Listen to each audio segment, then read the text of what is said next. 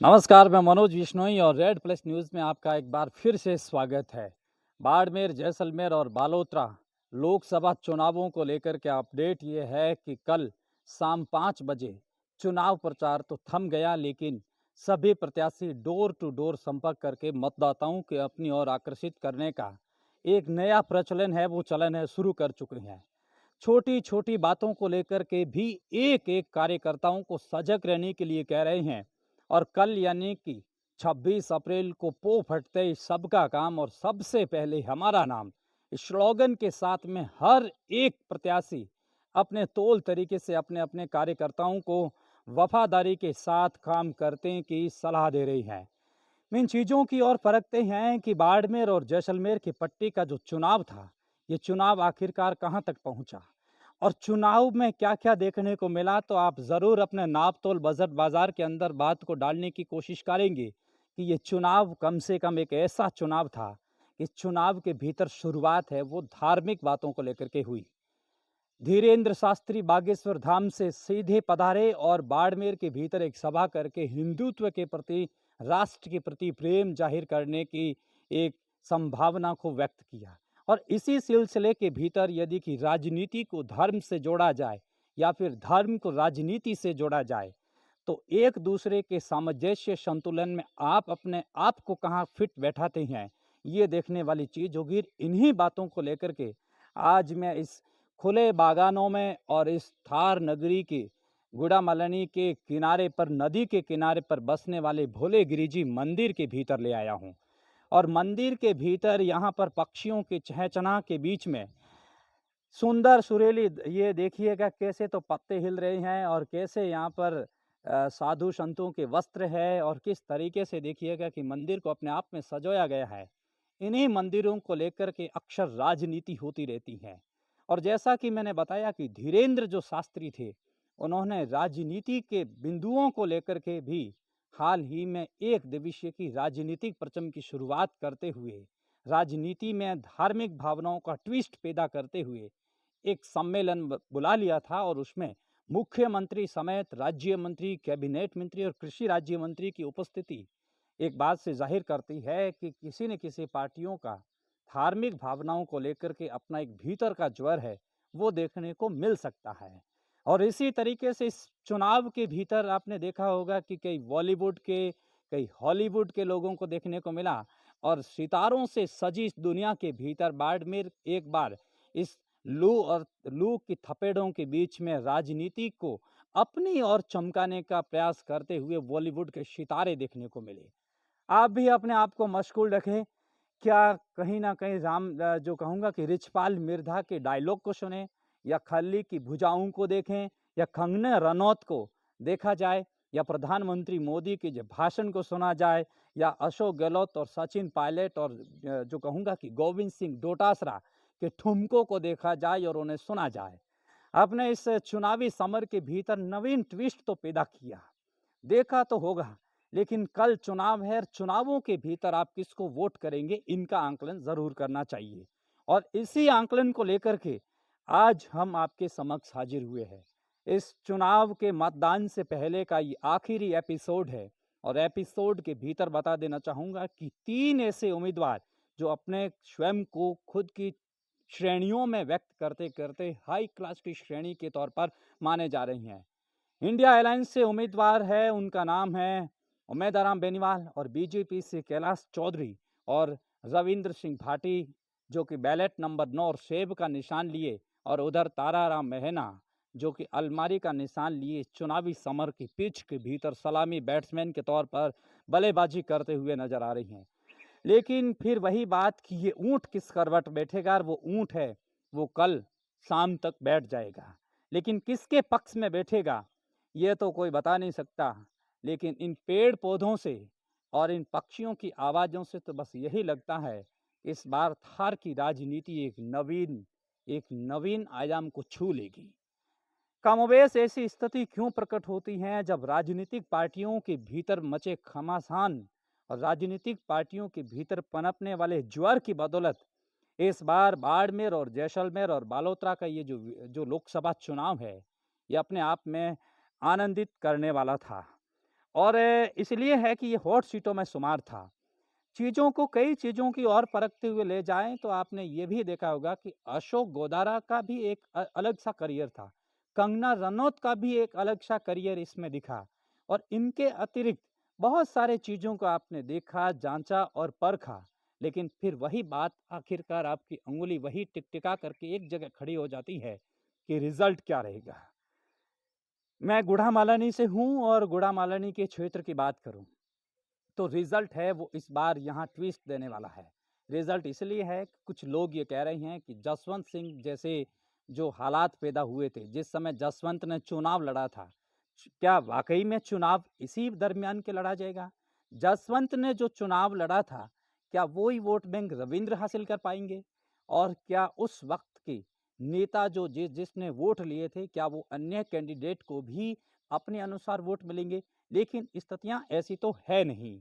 स्थितियाँ ऐसी इसलिए नहीं है क्योंकि यहाँ कुछ और पनपने वाली स्थितियाँ हैं और वो पहली स्थिति ये है कि इस बार वो जसवंत वाला तो क्रेज़ नहीं है, लेकिन रविंद्र का क्रेज़ काफ़ी ऊँचा है।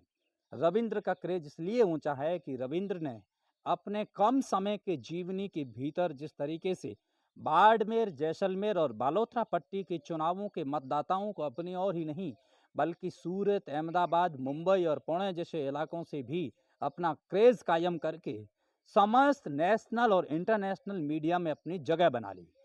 नेशनल मीडिया तो यहाँ तक आ गया और नेशनल मीडिया पहुँचे तो मीडिया के पीछे-पीछे इंडिया अलायंस के बड़े नेता और उनसे भी बड़े नेता प्रधानमंत्री मोदी समेत आ गए। यानी कि बीजेपी की शीर्ष इकाइयाँ आ गई और कांग्रेस की भी शीर्ष इकाई आ गई। लेकिन इन इकाइयों ने अपनी जगह-जगह पर ज़रूर अपना-अपना पूर्ण प्रदर्शन किया। लेकिन प्रदर्शन वाली कहानियों के भीतर खुद को कहाँ व्यक्त कर रहा है ये चुनाव, ये तो समय से पहले और भाग्य से ज़्यादा किसी को मिलता नहीं है। अब चुनाव तो खत्म हो चुका है क्योंकि अब तो कल वोटिंग है, इसलिए बागानों के भीतर कम से कम सुकून की नींद तो ये बाड़मेर ज़रूर लेगा। लेकिन किसके हवाले रहेगा बाड़मेर और जैसलमेर, ये तो कुछ कह नहीं सकता।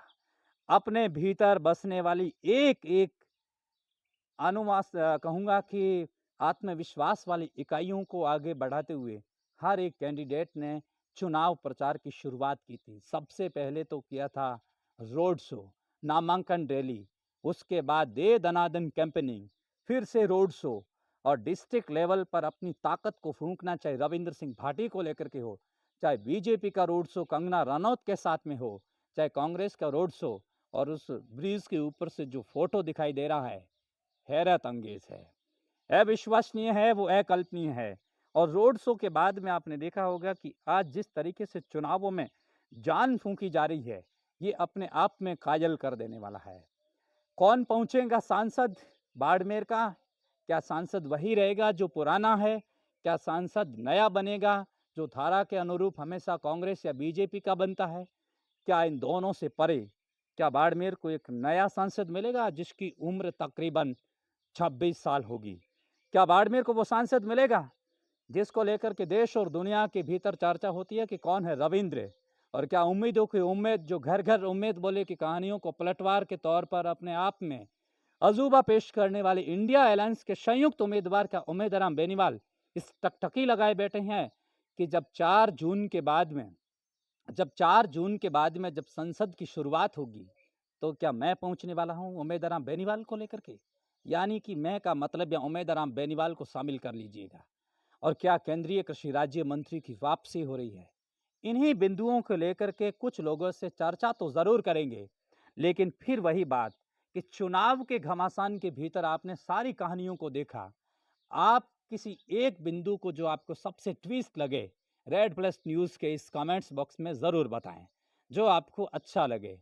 हमने तो हर जगह कैंपेनिंग की और कैंपेनिंग का परिणाम क्या निकला और कैंपेनिंग का हम पीछा करते-करते जिन परिणामों पर पहुँचे, वो परिणाम का क्या उसका रिज़ल्ट क क्या पहुँचा, उनको लेकर के मैं अगर बतलाऊँ, तो सीधी अगर गुड़ामालानी की बात करूँ, तो यहाँ पर कांग्रेस है वो हल्की-सी आगे रह सकती है। दूसरे नंबर पर रविंद्र सिंह भाटी दिख रही हैं और तीसरे नंबर पर बीजेपी दिखाई दे रही है। अगर मैं चौहटन की बात करूँ, तो चौहटन के साइड का जो इलाका है, वहाँ रविंद्र के मुकाबले कोई नहीं है। वहाँ सर्वोपरि रविंद्र है मुसलमानों का अच्छा वोट बैंक है चौटन के भीतर। वहाँ रविंद्र अंगद के पैर की तरह अपने आप में मजबूती के साथ में खड़े हैं। यदि मैं चौटन के भीतर की बात करूं तो वहाँ तीनों पार्टियां डिवाइडेड है। पचपदरा में मैं बात करूं तो तीनों पार्टियां डिवाइडेड है। शिव में एक तरफा है और बायतू में एक तरफा है, ये आप स्वयं जानते ही हैं। लेकिन फिर सिवाना में बीजेपी है, वो हल्की सी मजबूत है, वो दिखाई दे रही है। अब सभी का परिणाम है वो क्या होगा। और जैसलमेर की कहानी तो बड़ी ट्विस्ट वाली होती है, क्योंकि जैसलमेर तो एक अलग सी नगरी है और नगरी में रविंद्र सिंह भाटी के फैन फॉलोइंग तो भी ज़्यादा बसती हैं। भीड़ तीनों की बराबरी को नहीं आंका जा सकता है। रविंद्र सिंह भाटी और उम्मेदाराम बेनीवाल की जो भीड़ थी वो आपस में हैरत अंगेज वाली थी। वो एक ऐसी भीड़ थी कि कम से कम सबसे दुनिया की सबसे बड़ी पार्टी को सोचने पर मजबूर किया। लेकिन इनके अतिरिक्त यदि मैं बात करूं, बीजेपी ने जिस तरीके से कमबैक किया वो अपने आप में काबिल तारीफ है। भले ही प्रधानमंत्री के प्रेशराइज को लेकर के छोटे छोटे लोगों को प्रधानमंत्री का फोन का आना हो, या पर्दे के पीछे की वो कहानियां जहां पर मंत्री समेत विधायकों के ऊपर बीजेपी का प्रेशर हो कि हर हालात के अंदर ये सीट चाहिए। सीट इसलिए नहीं चाहिए कि 400 का आंकड़ा नहीं छू पा रही है। सीट इसलिए चाहिए कि केंद्रीय कृषि राज्य मंत्री हार रहा है। सीट इसलिए चाहिए चूंकि जो मंत्री है वो किसानों से अफलटेट है। और सीट इसलिए चाहिए कि अगर ये सीट हार गए तो नेशनल मीडिया समेत इंटरनेशनल मीडिया के भीतर पार्टी की किरकिरी हो जाएगी। कहानियां कई इंटरेस्टेड देने वाली होगी। क्यों आना पड़ा जब ग्रेट खली को, क्यों आना पड़ा जब ठंडी नगरी हिमाचल प्रदेश से निकलने के बाद में कंगना रनौत लू की थपेड़ों में, क्यों ऐसा करना पड़ा कि रिचपाल मिर्धा को जो डायलॉग कहीं ओसिया तिवरी मथानिया में चलते थे, भोपालगढ़ साइड में वो कहीं अरनियाड़ी और धोरेमना की नगरी पर उछल रहे थे। और क्यों ऐसा करना पड़ा कि भजन लाल को एक बार नहीं दूसरी बार सोंदड़ी के अंदर पहुंचना पड़ा। ये बाड़मेर की जनता है, ये हमेशा कहानियों में खलबली पैदा करती है और ट्विस्ट मचाती है। और कहानियों में कोहराम तो जब मचेगा जब नए नए राजनीतिक धुरंधर आएगा। बाड़मेर जैसलमेर की जनता ने एक बात तो तय कर दिया कि विधानसभा के भीतर बसने वाले सभी विधायकों को ये सचेत तो कर दिया कि अपने अपने सूबे के अंदर तैयार हो जाइएगा, वरना ऐसा दरवाजा कोई और 26 साल का नौजवान खटखटा दिया तो दुकानें बंद हो जाएगी, स्वयं को बेरोजगार घोषित कर देंगे। ऐसी स्थितियां सब जगह पनप तो नहीं रही है, लेकिन राजस्थान के भीतर दो लोगों ने तहलका मचाया। एक का नाम रविंद्र सिंह भाटी और दूसरे का नाम राजकुमार रौत। राजकुमार रौत के बढ़ते ग्राफ को लेकर के बीजेपी और कांग्रेस दोनों चिंतित है, लेकिन रविंद्र सिंह भाटी को कोई स्वीकार नहीं कर पा रहा है। स्वीकार अगर कोई कर पा रही है तो वो जनता है। कांग्रेस और बीजेपी रविंद्र सिंह भाटी के बढ़ते हुए ग्राफ से स्वयं को एक तरफा कर रही है और जाने अनजाने के भीतर ही उसकी प्रसिद्धि, उसकी उपलब्धियों को नकार रही है। बेनीवाल उम्मेदाराम ने सबसे पहले आज जब राजस्थान पत्रिका अखबार के मेन पृष्ठ पर अपना विज्ञापन छपवाया तो उसकी पहली लाइन दिखी। वो लाइन थी कि डिजिटल शिक्षा के भीतर हम अच्छा काम करेंगे। और जाहिर सी बात है, जब हमने एटीवीआई कंपनी से बात किया तो उन्होंने स्पष्ट कहा कि हाँ, बाड़मेर के भीतर अगर किसी थोक पर कोई इंटरेक्टिव 4K इंटरेक्टिव पैनल पहुंचा तो उम्मेदाराम बेनीवाल को लेकर के है, उन्होंने ही पहुंचाया है। और एक मार्मिक पोस्ट अब सुबह से वायरल हो रही है कि उम्मीदों की उम्मीद, भगवान इस बार इनका बेड़ा पार करेंगे, ऐसी ट्विस्ट है। लेकिन आपनो रविंद्र को लेकर के भी चर्चाएं हैं। और ग्रेट खल्ली फड़कती हुई भुजाओं के बीच में खुली जीप और पीछे अशोक गोदारा दाएं और बाएं, कैलाश चौधरी और के बिश्नोई के बीच में, खल्ली ने भी रंगत के बीच में एक नवीन कहानियों को जन्म दिया।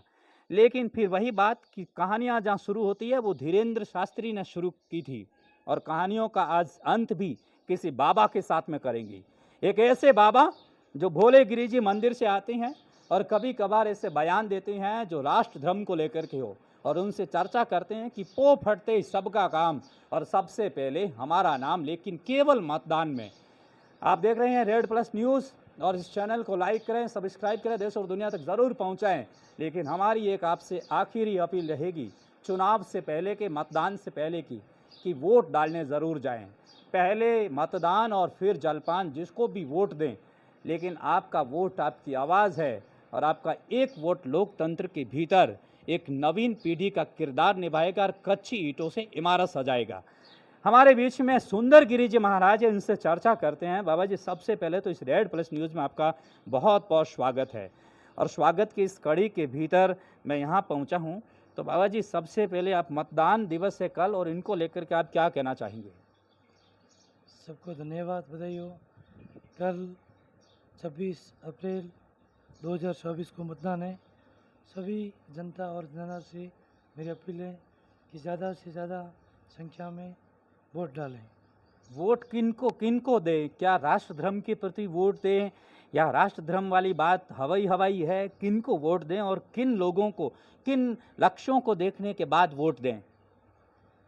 सबसे पहला ये हमारा हिंदुस्तान है, ये सनातन धर्म से जुड़ा हुआ है और हम सनातन धर्म के लोग हैं। लगभग 95% सनातन धर्म के लोग हैं पूरा भारत में। तो ये सबसे ज़्यादा अपील यही है कि राष्ट्र हित में वोट डालें। क्या संदेश देना चाहेंगे? वोट के बाद अगर कोई कैंडिडेट जीत जाता है, आप उनको कहेंगे कि भाई यहाँ पर बिल्कुल ज़रूर पहुँचना, भोलेगिरी जी मंदिर में पहुँचना जीतने के बाद और यहाँ पर प्रार्थना करना और विकास के लिए बाड़मेर को एक नए आयाम पर पहुँचाएंगे, उम्मीद रखेंगे? कुछ कहना चाहेंगे उनको जो जीत रहे हैं? बताया सबको मैंने कि भाई जीतने के बाद में यहाँ के गरीब स्थिति है लोगों की और पानी की कमी है, हर जगह समस्या दूर करनी, रोडों की कमी है, टाँकों की कमी है, बहन बेटी के प्रति इज्जत की कमी है। ये जो बढ़ता हुआ नशा लोग कर रहे हैं युवा, उनको भी नशा मुक्त करवाना है। शुक्रिया बाबा जी। हमारे साथ में मुकेश कुमार जी वकील साहब है। वकील साहब, मतदान है कल, लोगों को क्या संदेश देना चाहेंगे? मैं आम जनता से यही अपील करना चाहूँगा, 26 अप्रैल 2024 को मतदान दिवस है। अधिक से अधिक संख्या में भाग लेकर राष्ट्र के प्रति और हिंदू राष्ट्र के प्रति वोट करें और ज़्यादा से ज़्यादा अपने घर में जो जितने भी सदस्य हैं सबसे वोट डलवाने प्रयत्न करें। बिल्कुल जी। हमारे साथ में कुछ और यंग लीडर है, आप भी क्या कहना चाहेंगे? मैं सभी जनता से ये अपील करना चाहता हूँ कि 26 अप्रैल को सभी जनता एकजुट होकर ज़्यादा से ज़्यादा मत करें और राष्ट्र हित में और विकास के हित में वोट करें और शांतिपूर्ण मतदान करें। हम यही चाहते हैं। तो कहते हैं कि कहानियाँ तो बदली लेकिन सब राजनेता आए। मैं फिर से कहना चाहूँगा कि कौन सी कहानी अच्छी लगी आपको, हमारी रिपोर्टिंग कैसी लगी, और रिपोर्टिंग से संबंधित कमेंट्स बॉक्स में ज़रूर कहें। लेकिन सबसे अच्छी और सबसे बुरी बात आप कमेंट्स बॉक्स में ज़रूर लिखें, उसको चैनल को शेयर करें। लेकिन आखिरी बात वही कि ये ऊँट जिस भी करवट बैठेगा, ज़रूर आशा और उम्मीद भी है कि बाड़मेर को कभी कोई झुकने नहीं देगा। आप देखते रहिए रेड प्लस न्यूज़। लेकिन फिर वही बात कि सबसे पहले मतदान फिर जलपान। बहुत बहुत शुक्रिया, बहुत बहुत। और मैं हूं मनोज बिश्नोई और मेरे कैमरे के पीछे हमारे राज खिलेरी। बहुत बहुत शुक्रिया।